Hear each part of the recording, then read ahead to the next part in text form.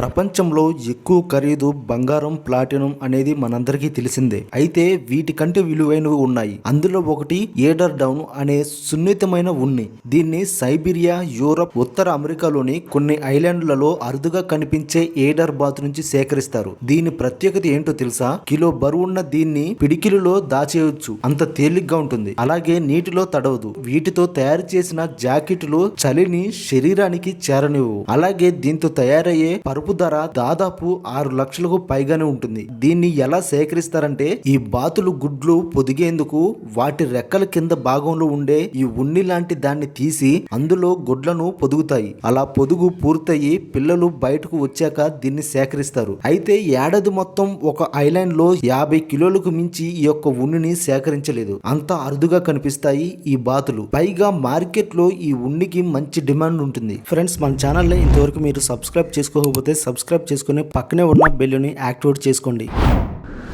చీమలు ఎక్కువగా తీపిని ఎందుకు ఇష్టపడతాయి? దానికి కారణం అందులో క్యాలరీలు ఎక్కువగా ఉండటం. ఎందుకంటే నిరంతరం పనిచేస్తుండటంతో వాటికి చాలా శక్తి అవసరం అవుతుంది. అందుకే వెంటనే శక్తిని అందించే వాటిని తినేందుకు ఇవి ఇష్టపడతాయి. చక్కెర పలుకులు తేలిగ్గా ఉంటాయి. వాటిని మోసుకెళ్లడం కూడా చాలా సులువుగా ఉంటుంది. వీటితో పాటే కార్బోహైడ్రేట్లు ఉండే పదార్థాలు, బియ్యం, వంటపిండులకు ఎక్కువగా ఆకర్షించబడతాయి. కావాలంటే గమనించండి, ఇవి క్యాలరీలు ఎక్కువగా ఉండే వాటిని మాత్రమే తింటాయి. అలాగే మోసుకెళ్లి దాచుకుంటాయి. వీటి యొక్క ముఖం ముందు భాగంలో ఉండే ఆ 2 ప్రత్యేకమైన వెంట్రుకలు లాంటి వాటితో రుచిని గ్రహిస్తాయి. అవి లేకపోతే వాసన గ్రహించే శక్తిని ఇవి కోల్పోతాయి.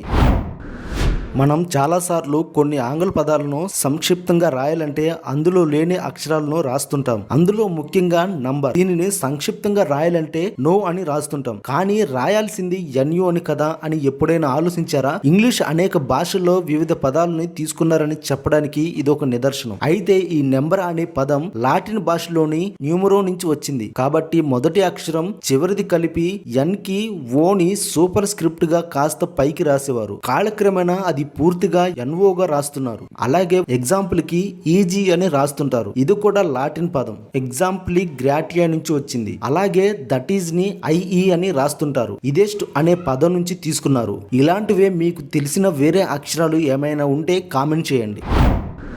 విమానంలో ప్రయాణించేటప్పుడు ఫోన్ని ఫ్లైట్ మోడ్లో ఎందుకు ఉంచుతారో తెలుసా? ఎందుకంటే విమానంలో ప్రయాణించేటప్పుడు ఎలక్ట్రానిక్ పరికరాలను ఉపయోగిస్తే దాని నుంచి వచ్చే సిగ్నల్స్ విమానంలోని కమ్యూనికేషన్ వ్యవస్థకు అంతరాయం కలిగిస్తాయి. సెల్యులార్ కనెక్టింగ్ ఫీచర్ ఉన్న ఎలక్ట్రానిక్ పరికరాల్లోని రేడియో తరంగాలు విమానానికి సంబంధించిన వేరే వాటికి కనెక్ట్ చేసే సమయంలో ఇబ్బందులు కలుగుతాయి. ఇది విమానానికి అంతరాయం కలిగించవచ్చు. కాబట్టి మొబైల్ ను ఫ్లైట్ మోడ్ లో ఉంచాలని చెబుతారు. గతంలో విమానయాన సంస్థలు మొబైల్ ఫోన్లు, టాబ్లెట్లు, ఈ రీడర్లు, ఇతర పరికరాలను ఫ్లైట్ లో వెళ్లే సమయంలో మొత్తం ఆఫ్ చేయమని ప్రయాణికులకు చెప్పడం మానేశాయి. ఎందుకంటే ఈ ఫీచర్ వచ్చాక ఆఫ్ చేయాల్సిన పని లేదు. గతంలో మాత్రం ఎలక్ట్రానిక్ పరికరాలన్నింటినీ ఆఫ్ చేయాలని చెప్పేవారు. అందులో ఈ సదుపాయం ఉండేది కాదు.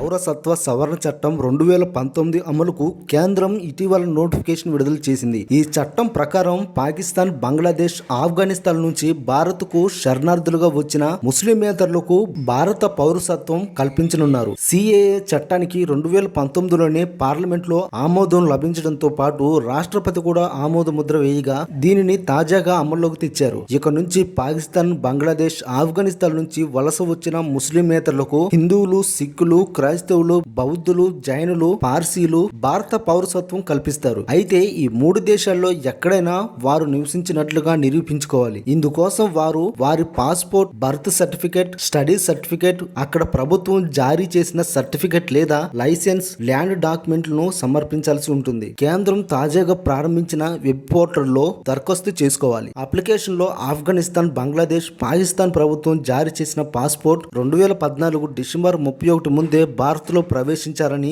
ఆధారాలు ఇవ్వాలి. అంటే దేశానికి వచ్చిన తర్వాత visa copy, immigration stamp, ration card, ఇక్కడ జన్మిస్తే బర్త్ సర్టిఫికేట్, పాన్ కార్డు, విద్యుత్ బిల్లులు, బీమా పాలసీలు, ఈపీఎఫ్, ఈఎస్ఐ, మ్యారేజ్ సర్టిఫికేట్, ఇలా ఏదైనా గుర్తింపు కార్డు సమర్పించాలి.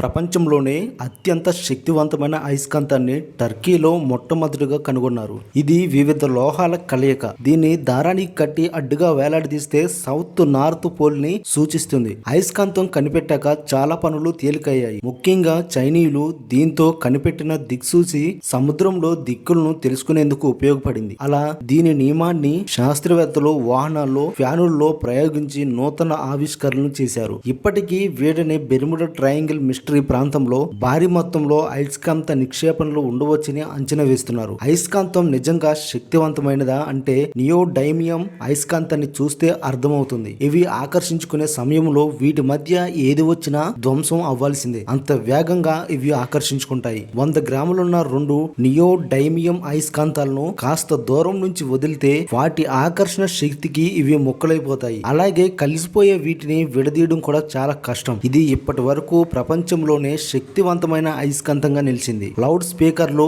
హార్డ్ డిస్కులు, ఎలక్ట్రానిక్ స్కానింగ్ మిషన్లలో అయస్కాంతం కీలకంగా మారింది. మనం ఇంగ్లీష్ లో 1, 2, 3 అని రాస్తుంటే అది 1 బిలియన్ వచ్చే వరకు ముందు రాసిన వాటిలో బి అనే అక్షరం మనకి కనపడదు. కావాలంటే మీరు చెక్ చేయండి. న్యూఢిల్లీలో ఆక్సిజన్ బార్ అని ఒకటి ఉంది. అందులో స్వచ్ఛమైన ఆక్సిజన్ 15 నిమిషాలకు 299 రూపాయల చొప్పున కొనుక్కోవాల్సి ఉంటుంది. ఎందుకంటే ఢిల్లీలో కాలుష్యం అంతలా ఉందన్నమాట.